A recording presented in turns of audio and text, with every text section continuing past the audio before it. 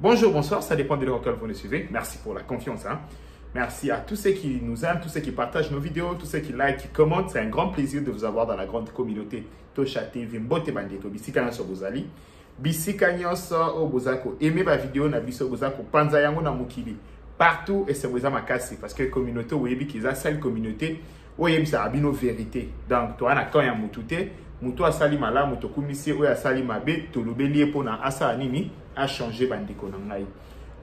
Bandeko na osala émission pour nani. Vous voyez que déjà il y a tant aussi tout ça là na biso. Mais na mon information moi bozo circuler le quoi awawa to yaka rapidement pour rétablir vérité. Information ni na kuta ina bozo circuler bandeko. Ba tu yamite mama B. Ba ini ya Congo. Baza ko circuler information moko, il paraît ba sauver Kazadi Nicolas, ba sacrifier Constant Mutamba. Bandeko boyebi combien na situation tozanango moment tozali finance est important mbongo est important bandeko na biki pays ezali à deux doigts ya okende boyebi que ça fait combien de mois ngana bino to obundela Congo pays eza à deux doigts ya okende mais voilà nous les Congolais dans quoi nous nous mettons na bilo mo ezangatina mais je pense que il faut na rétablir vérité encore une fois pour toutes to continuer na ngoli souté. Bandeko, problème nan ya Nicolas Kazadi. Nicolas Kazadi a été accusé pour na makambo liboso boyebi bino nyonso makambo ya forage, ya lampadaire. Nicolas Kazadi s'est présenté devant la justice. Na problème ya lampadaire, na forage, Nicolas Kazadi azalaki mukolo projeté. Nicolas Kazadi aza mutu oyoyo azako simba finance. Bandeko bato ba yima mbongo bien. Faut expliquer on a linga la pète bato ba comprendre.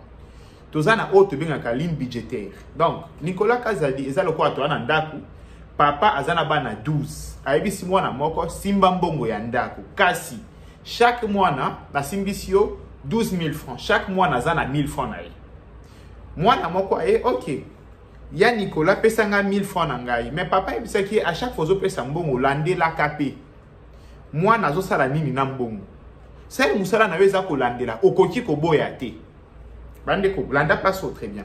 Donc, Nicolas Kazadi est un ministre de la Finance. Il faut aller là, finance yamboka. Batu baye na projet na bango ya forage na lampadaire. Akuti que surfacturation ezali. Mais comme aza autorité ou akoki ko boya ko exécuter misala te, akoki kaka ko pesa avis na ye. Alobi non, bongo yo eza ebele pour na biloko vous présenter. En tout cas, bo kende, bo revoir prix, bo lukata entreprise soit sala. Pour attester qu'il y a eu surfacturation ou non. Je n'ai pas cette qualification et le ministère des Finances que je dirigeais ne l'avait pas non plus. Mais dans les discussions que nous avions avec le collègue du budget de développement rural de prestataires, j'ai eu l'occasion de leur faire remarquer, ce n'était qu'une observation, la différence de prix par rapport à deux types de contrats similaires. Un contrat d'installation de stations de forage et de distribution d'eau fait dans le cadre d'un projet financé par la Banque africaine de développement qui a été l'objet d'un appel d'offres international.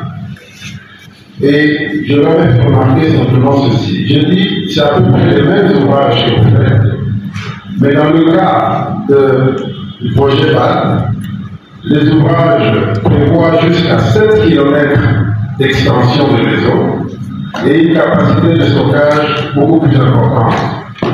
Et compte tenu de cela, peut-être que votre prix moyen peut être élevé. Mais c'était une observation, une discussion de bonne foi. Ce n'était ni une injonction. Bakei, baye koya na marché mususu. Na marché wana, marché ya kalibanda ko senga biloko mukembongo ebele. Mais marché baye koya nango biloko ebele. Na yebisi so bozo comprendre mbongo pe ebele. Il s'est dit OK, ça va, ça marche. A fouti. Bandeko, nani il faut aller la exécution ya projet. Ministre de la Finance, o ya fouti. To ministre de Titen, o ya futa kimbongo pona eloko salam. Mais il n'a comprendre. Donc, hier, il a que Moussala a libéré un bon. Moussala a dit que aux ana finance yamboka, bah il y a dossier. Ceux qui sont en ligne budgétaire na yé, oh libérer mbongo. Mais au côté qu'on peut ça avis na yo sur ça. Après si avis mbongo ekei. Je me rappelle à cette époque c'est Rubota d'Adaki ministre. Bah kei kuna forage et monanité. Bah kei kuna lampadaire et monanité. Faute eza ya mutu a libérer mbongo, tope faute ezali ya mutu oyo yo ayaki na projet. Bandeko batu babandi azalaki na cop ayebi cop na justice mutu nyonso asali droit avocat tout ou ayiki maman na beti akiti mutu alobi ah soki ezaki azali na cop abibombaki bien oui donc faute eza ya yete eza mbongo mboka tokoki kotika yango na légèreté bongo te justice ebengisaki basambisi a se défendre ndenge a se défendaki justice elavé ye na yoka ka batu bayaka lisusu ote matata ponyo pe yepe projet ya Bukangalonzo pourquoi ce que ça non projet ya Bukangalonzo conçu par matata ponyo projet ya Bukangalonzo ezali qui géré par ye alors bi boy par ye moko matata ponyo boyebi ezana projet moko batu babo sanaka ce qui nga zaki en face na ko attaquer Nicolas Kazadi na projet ya centre financier. Parce que le projet centre financier, ils allaient gérer, financer, dans le ministère de la Finance. Projet du ministère de la Finance. Centre financier au Bomona. Donc, c'est le seul projet ce qu'il faut attaquer dans le centre financier. Mais dans le centre financier, vous avez dit que Simbi. Vous avez dit que bijou est bien. Conférence centre Ezawana, beaucoup de hôtels, quoi bien. Wana bobeti kara. Parce que Simbi. Donc, côté wana bandeko, tant que makambwana yon Cécilie, un jour, Nicolas Kazadi décide, il y a eu les canapes médias. Erreur fatale. Bandeko, na moni, boyo kinanga, na yip sa abinobo. Place où eza hostile. Moni place où eza ke, balinga abisote, kokendete. Ngande na aboye, bozela ngate un jour na ya, au pesa quand adverse matière, beaucoup zoaka ya moté. Pourquoi? Parce que, Tozan a combat, il faut s'assumer. Ce que aux adversaires nanga, au quotidien à l'adversaire nanga sur tous les plans. Nicolas Kazadi a commis cette erreur. Naïb sera bien opéré naïb. Après ces interviews et pas y andi qu'on a vu sur moi aussi. Paulette Kimotou, je respecte ses opinions. Et ça comme politique naïa pona. Aza n'est traité. Aza na kan naïe, aza adversaire politique. À quel terrain hostile? Basalié guetta pas na terrain hostile. Oui, basalaïni. Nicolas Kazadi a abordé question mon corps. Ba provoquer ba ebisi que Nicolas boza ba jouisseur ndenge ba lobaka on la kisa bino peu prévu jouissance en monate abi Nicolas boza ba jouisseur alobi non biso toza ba jouisseur te d'ailleurs biso ko to ba tuer aussi salikambo mais congolais yoka nature ya congolais ya l'homme congolais eza jouissance bande ko malobeza na importance nango alobi biso ba congolais tant on a biso ba congolais c'est poser une question donc opposer problématique moko générale biso ba congolais landa yo moko. Pour moi c'est clair que le régime Tshisekedi est celui qui a fait le plus d'efforts pour faire progresser le pays. Kabunda Lobi, vous êtes des jouisseurs. Non. On a paradis fiscaux et kota mais Batouni a la qui non, jouisseurs, c'est les Congolais qui aiment la jouissance. Les Congolais aiment la musique, ils aiment la fête. Ça, c'est une nature congolaise. Malheureusement, ils ont bêté. Mais malheureusement, il faut les accompagner dans Moussala. Moussala Zamouké. Mais c'est la culture congolaise. Tolingi, jouissance ming. Ceux qui m'ont dit, toka bolanan, toka réfléchir après. Olandi makambo Nicolas Kazadi loba jourwana. Kasi, loko na zaki na terrain moko hostile. Loko la zaki na terrain moko boye, balinga kana bango yete. Qu'est-ce que la dame fait bandeko? La dame a vu au moni émission wana mobimba. Akati partia, to linga ka jouissance so ki mbongo ezali, to kabola, to sala boye. Alongoli partia, eza culture na biso ba congolais. Ba sangisa eloko wana na régime. Ba pesi yango pe batuna bango. Eza ba guerre moko normal na politique bandeko. Tolingi jouissance ming, ceux qui m'ont dit toka bolanan, toko réfléchir après. Mon projet est toka bolinan, toko réfléchir après. C'est ça le problème. Bon, fonctionnement, ton caboli, ton petit salaire, prime, tu peux réfléchir après. Ça, c'est montage. Mais la dame, RRIA, Salaki, ce qui est monsieur Zaki en direct, tu vois que la dame a tiqué la bus en bongo, aïe, koya, kocha émission 12 heures après la chaîne, à partager on en a Twitter et salut buzz, aïe, kocha émission à Mobimba 12 heures après. Nous aussi, on n'avait pas les images, on ne comprenait absolument rien. Bah, où y a quoi attaquer Nicolas Kazadi, Tobandi quoi attaquer. Mais à Kolobelo quoi boendere ni que ça régime va juste faire. Tant vous voyez kocha vidéo, Bolanda Kakawa na kei na obi non, guet-apens. Dans Tchèdi Bino Boyo Kana Bino Mona Mato Inabino, c'est qu'il a dit réellement et c'est qu'ils ont fait. Pour moi, c'est clair que le régime Tshisekedi est celui qui a fait le plus d'efforts pour faire progresser le pays. Nalobi, vous êtes des jouisseurs. Non. On a paradis fiscaux et quota mais pas tout n'y a la non, jouisseurs, c'est les Congolais qui aiment la jouissance. Les Congolais aiment la musique. Jouisseurs, c'est les Congolais qui aiment la jouissance. Les Congolais aiment la musique. Jouisseurs, c'est les Congolais qui aiment la jouissance. Les Congolais aiment la musique, ils aiment la fête. Ça, c'est une nature congolaise. Malheureusement, ils ont m'abêté. Mais malheureusement, il faut les accompagner dans Moussala. Moussala Zamouké.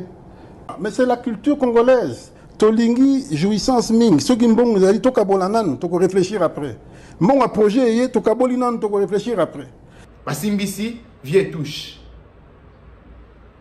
Bande ko poni na expliquer bino malemba. Et ça qu'on a même bino na compréhension à l'ikambumoko. Na ba guerre ile gana esto na même nous qu'on a compréhension. Bande ko tozalai ka biso moko te. Oyo guet-apens wane simbi biso. Même le Rwandais.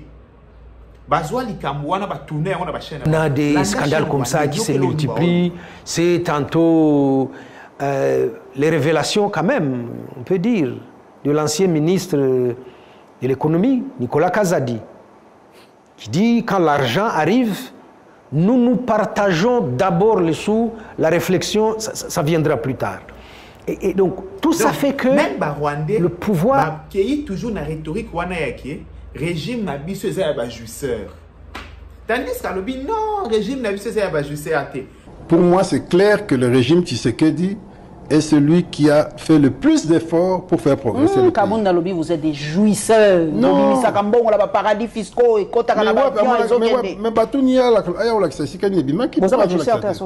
non, jouisseurs, c'est les Congolais qui aiment la jouissance. Les Congolais aiment la musique, ils aiment la fête. Ça, c'est une nature congolaise.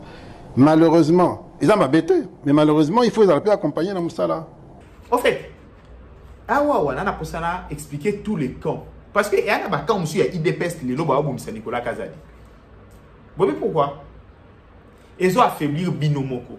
Donc, ça la combattre, la carte Bisomoto a divisé. Bandeko. Tant que Makambo y a sur l'équipe, procureur, on a payé un sentiment. Il faut qu'à lobby, boye, procureur se présente dans l'Assemblée nationale. Azak aussi n'a pas levé ba immunité à courir ba fausse bruit.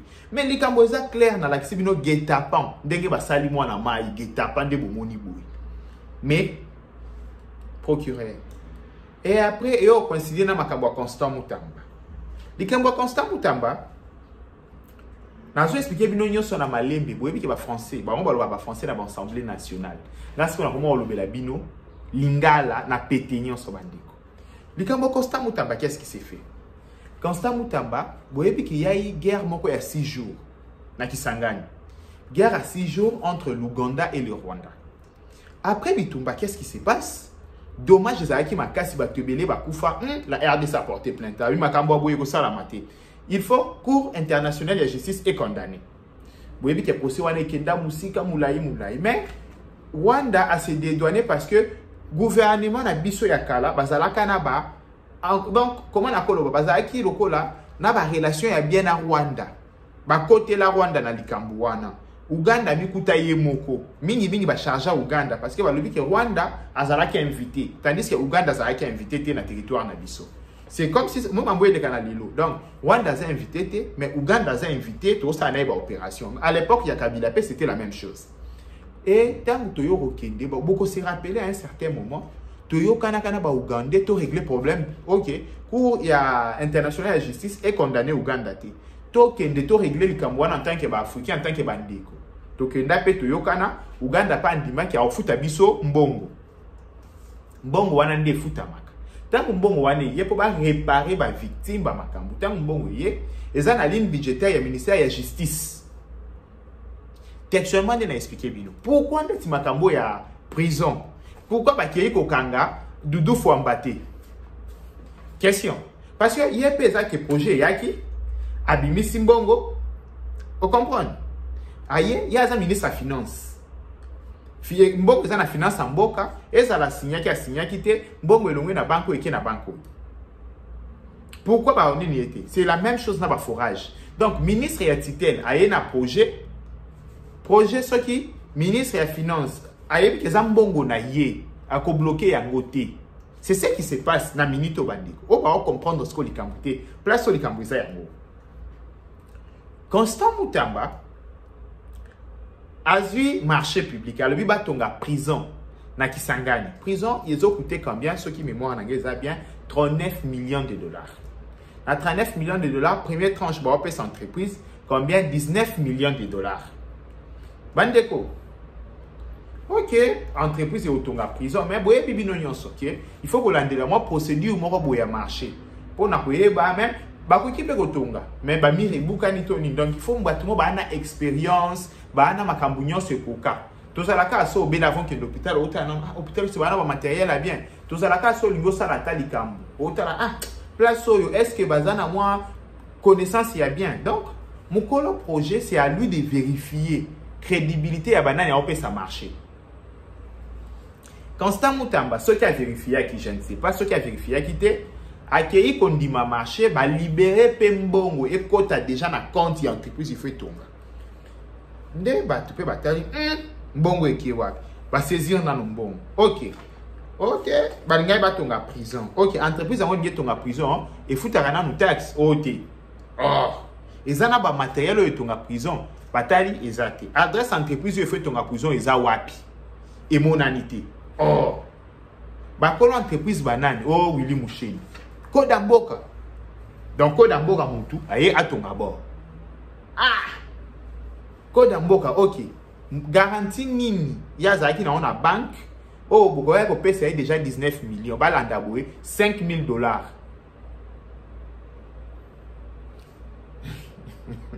Bandeko. Balanda na kati ya banque. Garantie bancaire, vous avez mbongo entreprise à Zanango. Pour avoir marché à Mouneni. 5 000 $ américains. Bande ko zana 5 000 $ américains à banque. Mais au lingi ba peso prison au tonga. Na kati ya koluka koyeba. Na ebite. Na obeta machine. Et kendenge ki. Yango moni procureur alobi non. Ata déjà tokangi mbongo mais intention ezana sima wa. Parce que ceux qui tomo nakate, totika mbongo ekende. Tungato sugabi. Question ezaki wana. Donc, au senti que batomite mamabe, ba oninga bazwa des affaires. Na ju penatan, ba ko expliquer bino likambu moko. Mais tu sens que les gens ya mute mamabe, ba ozwa des affaires basangisa. Et bi maloko là ba sacrifier Mutamba na détriment ya Nicolas Kazadi. Même Nicolas Kazadi, tango asiso ça l'interview na ye. Procureur tango ye na Assemblée nationale ba fandi si ba momi bali. Ba chef vidéo ba yoki makambo yo Nicolas Kazadi alobi. Frères et sœurs, na on la hypocrite te no ya tiki. Nga na côté la Nicolas Kazadi te. Na côté le nanko. Parce que toute habitude la personne qui vient dénoncer habitude moroboui, c'est lui qu'on livre. Toi, on a habitude au fort sur les Congolais. Donc, peut-être comme on a mes gestions moroboui. À mon niveau, mauvaise habitude moroboui. Aïe qu'on dénoncer. Ah bien non. Tel Kabouboundé, yende toi, on a pour ça crucifié. Comme Naïs Binoké, le jour même, Nicolas Kazadi défendait le même régime. Mais c'est l'IDPS qui livre maintenant, qui laisse faire. Non, c'est l'IDPS, ça c'est mettre au-dessus de la loi. Mais la guerre interne, est-ce que ça nous arrange? Ah, c'est qu'on a zongé les loups, on a salué les bandeli. Non, pourquoi j'ai fait cette émission? Est-ce que la guerre interne, l'IDPS, ça nous arrange? Bandeko, t'as la rapidité. Non, excellence au centre financier et ton gaminam. Nekar, il y a 3 ans.